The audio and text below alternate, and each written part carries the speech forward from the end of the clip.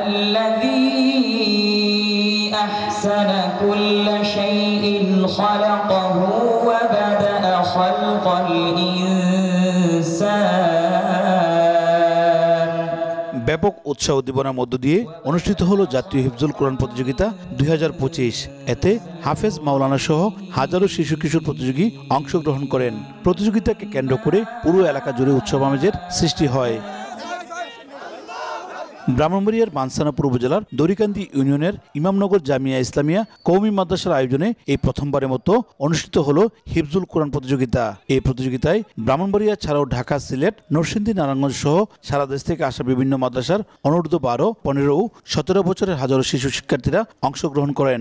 প্রতিযোগিতায় অংশগ্রহণকারী শিক্ষার্থী ও সঙ্গে আসা তাদের উস্তাদরা তাদের অভিজ্ঞতা ও অনুভূতি প্রকাশ করেন। আমি 20 পারা গ্রুপে অংশগ্রহণ করেছি। আজকে প্রতিযোগিতা আমার কাছে খুব ভালো লেগেছে।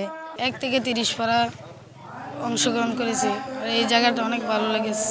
আমি প্রতিযোগী নিয়ে আসছি, আলহামদুলিল্লাহ এখানে এসে আমি বিস্ময়ে আবির্ভূত হয়েছি। দেশ বিদেশ থেকে প্রত্যন্ত অঞ্চল থেকে সকল মানুষ, মুসলিম জনতা এখানে অ্যাটেন্ড করেছেন এবং প্রত্যেকে মনে করে আজকে একটা ঈদের দিনের মতো একটা আনন্দের একটা উৎসব পালন হচ্ছে ইনশাআল্লাহ। গ্রাম অঞ্চলের জন্য সবচেয়ে উৎসব প্রথমেই হচ্ছে আমাদের এই দড়িকান্দি ইমামনগরের সবচেয়ে বড় অনুষ্ঠান। এরকম অনুষ্ঠান কখন আর গ্রাম অঞ্চলে হয়নি। আমাদের দাবিও আছে এবং আমাদের যে সভাপতি আছেন উনিও আগ্রহী যে আল্লাহর রহমতে প্রতি বছরে এরকম ধরনের একটা অনুষ্ঠান করবেন। অপরদিকে ভবিষ্যতে এমন আয়োজনের প্রচেষ্টা অব্যাহত থাকবে বলে জানান প্রতিযোগিতার আয়োজক ও মাদ্রাসার প্রতিষ্ঠাতা। সারা বাংলাদেশ থেকে প্রায় 2000-এর উপরে মাদ্রাসা অংশগ্রহণ করেছেন। আমরা অত্যন্ত খুশি। ভবিষ্যতে এরকম অনুষ্ঠান ইনশাল্লাহ অব্যাহত রাখব।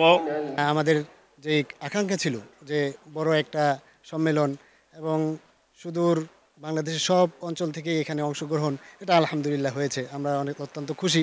সামনেও আমরা এই ধরনের অনুষ্ঠান বড় করে করব।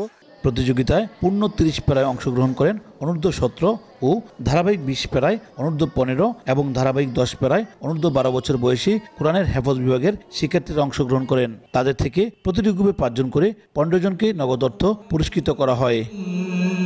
উজ্জ্বল চক্রবর্তী, সময় সংবাদ, ব্রাহ্মণবাড়িয়া।